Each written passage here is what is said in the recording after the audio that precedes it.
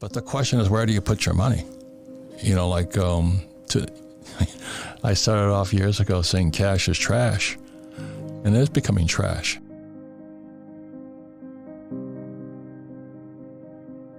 The more that artificial intelligence and technology makes things more efficient, prices should keep coming down, but the Fed keeps pumping it up. And so we have the guys in the middle, the people that, lesson number one in Rich Dad Poor Dad is rich don't work for money. Because the moment you do that, you're screwed. So it's coming true right now. It really deeply concerns me, especially now that I'm going, oh my God, what I was saying 25 years ago is coming true today. And so that's why people have got to understand what goes on in your head, because that's the future now. The future of money lies in my opinion, crypto or Bitcoin and blockchain. Let's start with Bitcoin. Just a quick summary to first-time listeners. Bitcoin is a decentralized ledger. You can think of an Excel sheet that nobody actually owns, but everybody that has a cell, you can control the money coming out only, and you can receive money. What's also interesting about Bitcoin is it's very, not fixed supply, very, very deflationary though. As more Bitcoins are minted, it gets less and less inflation. And I think it stops around 21 million Bitcoin. And it's not pegged against anything, right? Bitcoin is itself. It's not pegged to any world currency. And as a result, if you have US dollar getting printed as crazy, Bitcoin actually is inversely correlated. So basically, as a dollar value goes down, Bitcoin actually goes up. And what we're seeing right now is hundreds of billions of dollars being acquired by financial institutions. Grayscale being a very prominent one. They own $20 billion of Bitcoin right now. A lot of other funds are buying in the $100 million increments. But what's happening is there's not much supply left of Bitcoin actually. And it's causing an overcorrection of the kind of hedge against the dollar thesis.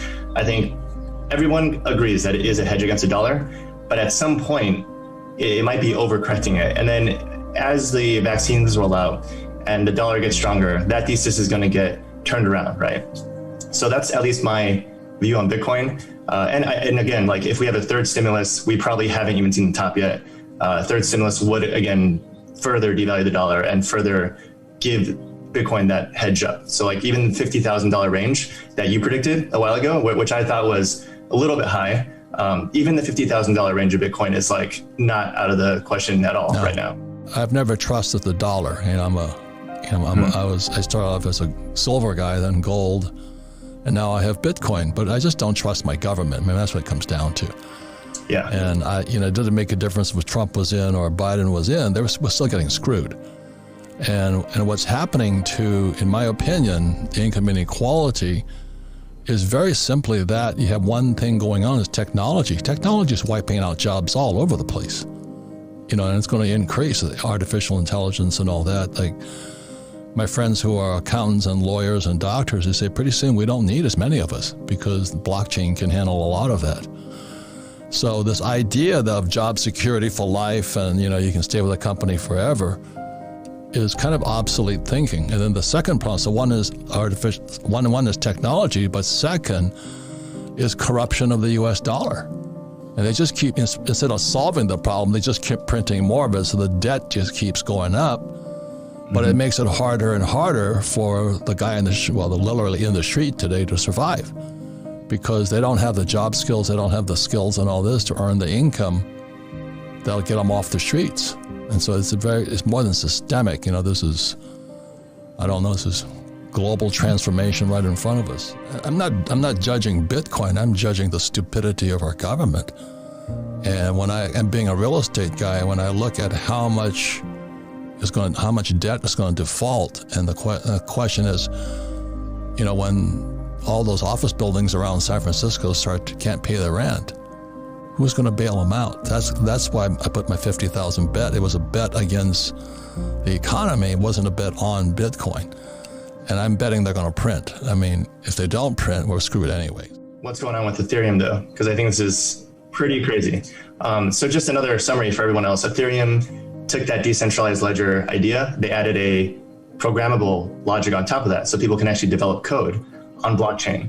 So what you have is decentralized code as well as, currency, and people use the first use case is always currency, because that's like the most, you can like take financial applications and put value on it and then transfer it over the chain.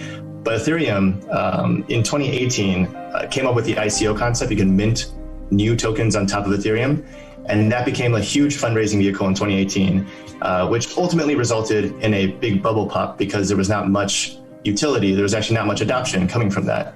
2020, though, has changed everything. By the way, just to give a reference, Ethereum is up 700% since last year, and Bitcoin is up 300% since last year.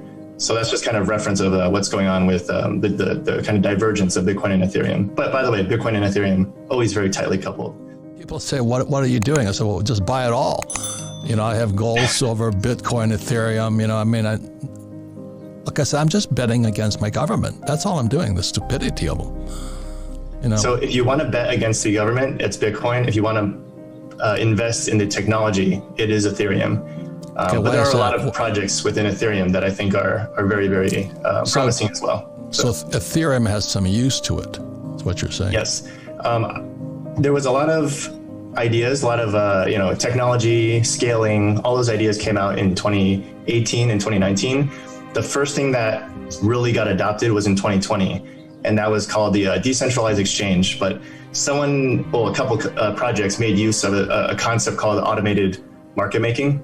And basically what that means is you can deposit money in pools, and then people can trade out of those pools. So at any moment in time, I can just go on, use my wallet that has any number of tokens and swap it with other tokens.